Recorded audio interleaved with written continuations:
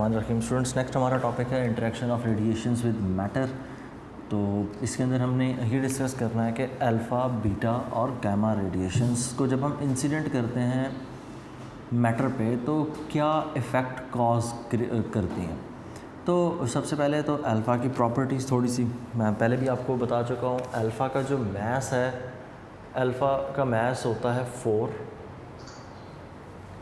Number 2, alpha का charge है +2।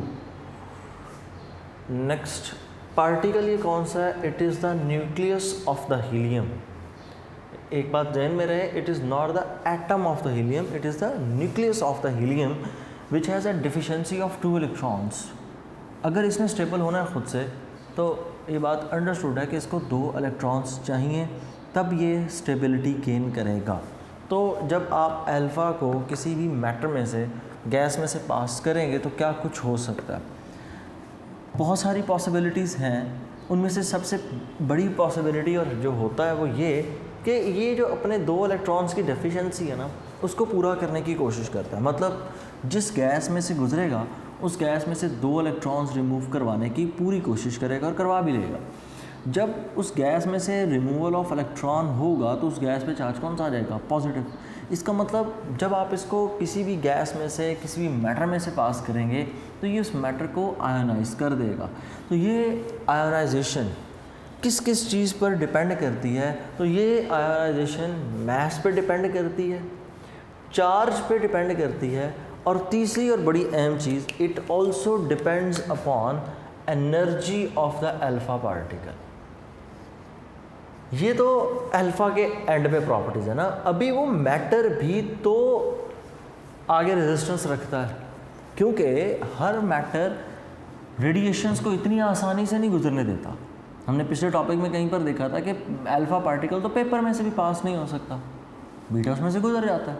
तो एक चीज़ तो ये है कि जिस मैटर की बात हो रही है उस मैटर की प्रॉपर्टीज़ भी बड़ी इंपॉर्टेंट है। तो अगर मैटर की प्रॉपर्टीज़ इंपॉर्टेंट हैं तो मैटर एंड पर कौन कौन सी प्रॉपर्टीज़ को जज किया जाएगा? तो मैटर एंड पर 2 प्रॉपर्टीज़ बड़ी इंपॉर्टेंट है। नंबर 1 इज़ डेंसिटी, कि वो जो मैटर आप यूज़ कर रहे हैं उस मैटर की डेंसिटी कितनी है। क्योंकि जितना डेंस होगा मैटर, जितना डेंस होगा, रेडिएशंस उतनी मुश्किल से पास करेंगी, और मैटर जितना रेयरर होगा, कम डेंसर होगा, पेनिट्रेशन उतनी ज़्यादा हो जाएगी। मतलब पार्टिकल उतना डीप ट्रैवल करेगा, और जितना डीप ट्रैवल करेगा ऑब्वियसली इफ़ेक्ट उतना ज़्यादा आ जाएगा।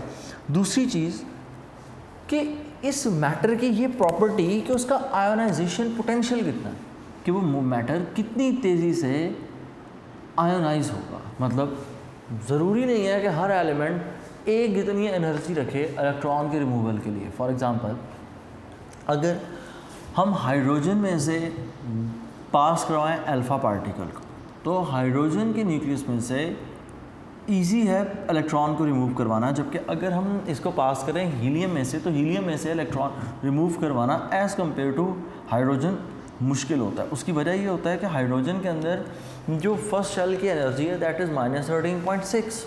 अब हाइड्रोजन के अंदर एक बात याद रखनी है कि हाइड्रोजन में एक प्रोटॉन है और उसके इर्द रिवॉल्व करता हुआ इलेक्ट्रॉन भी एक ही है, जबकि हीलियम के अंदर 2 प्रोटॉन्स हैं और उसके इर्द रिवॉल्व करने वाले इलेक्ट्रॉन्स भी कितने हैं? 2। तो इनके दरमियान में फोर्स ऑफ अट्रैक्शन ज़्यादा होगी, इनके दरमियान में फोर्स ऑफ अट्रैक्शन कम, जिसकी वजह से हीलियम का साइज़ छोटा होता है, हाइड्रोजन का साइज़ बड़ा होगा। तो बड़े एटम में से इलेक्ट्रॉन्स को रिमूव करवाना आसान है, छोटे एटम में से इलेक्ट्रॉन को रिमूव करवाना मुश्किल है।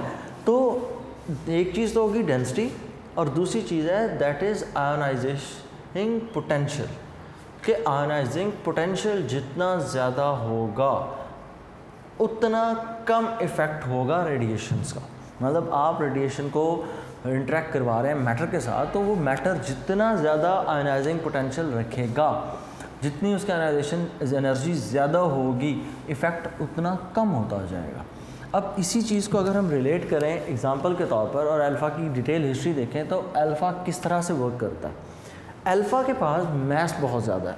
इसका मास बहुत ज़्यादा होने की वजह से होगा क्या कि इसका साइज़ बड़ा है, और जब ये किसी भी गैस में से आप पास करेंगे, फॉर एग्जांपल ये कोई न्यूक्लियस है, इसके इर्द गिर्द कुछ शेल्स हैं जिनके अंदर इलेक्ट्रॉन्स रिवॉल्व कर रहे हैं, तो जब आप इसके पास से या इसमें से अल्फ़ा पार्टिकल पास करवाते हैं तो अल्फ़ा पार्टिकल जाते हुए यहाँ से इलेक्ट्रॉन्स को रिमूव करवाने की टेंडेंसी रखता है। अब होगा क्या, अब जब यहाँ से हम अल्फ़ा पार्टिकल पास करवाएंगे तो व्हाट विल हैपन, अल्फ़ा गुजरने से पहले इट विल बी He24+2, लेकिन जब इसमें से पास करेगा तो वो ये रह जाएगा हीलियम-24। यहाँ पर वो किस फॉर्म में था, आयन, ये किस फॉर्म में आ जाएगा, एटॉमिक फॉर्म में, जबकि ये पहले क्या था, ये एटम था, लेकिन जब ये पास करेगा तो ये किस में कन्वर्ट हो जाएगा, ion, because it will face a removal of 2 electrons.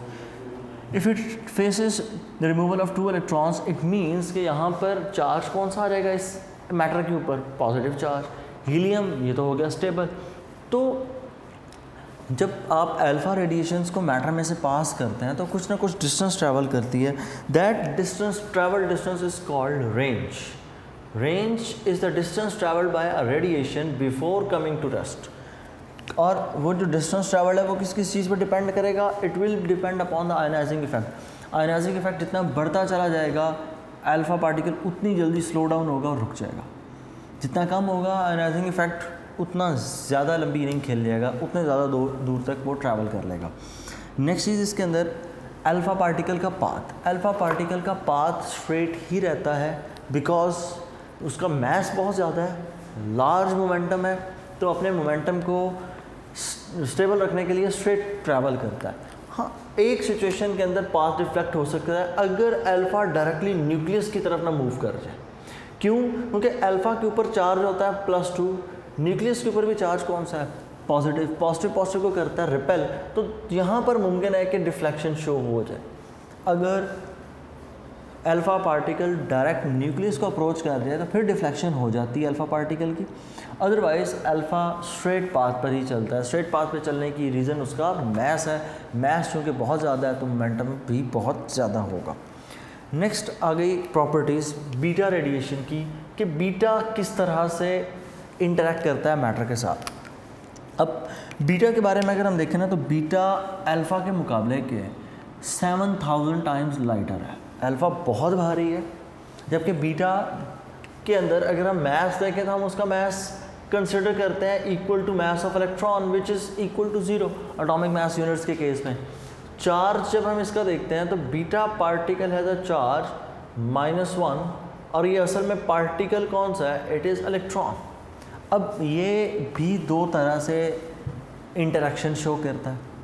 एक तो इलेक्ट्रॉन है फास्ट मूविंग, क्योंकि फास्ट मूविंग इसलिए क्योंकि इसका मास कम है, मास जितना कम होगा इसकी स्पीड उतनी ज़्यादा होगी, और जितनी ज़्यादा इसके पास स्पीड होगी इसका मतलब एनर्जी उतनी ज़्यादा, तो इसकी penetration ability as compare to the alpha particle बहुत ज़्यादा होगी।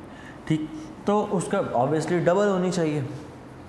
अब अगर यहाँ पर हम इस सिचुएशन को नोट करें तो सिचुएशन में यूँ है कि जब आप बीटा पार्टिकल को पास करवाते हैं तो बीटा पार्टिकल दो तरह से इंटरेक्ट करता है। नंबर 1, बीटा के ऊपर चार्ज कौन सा है, नेगेटिव, नेगेटिव को क्या करता है, रिपेल।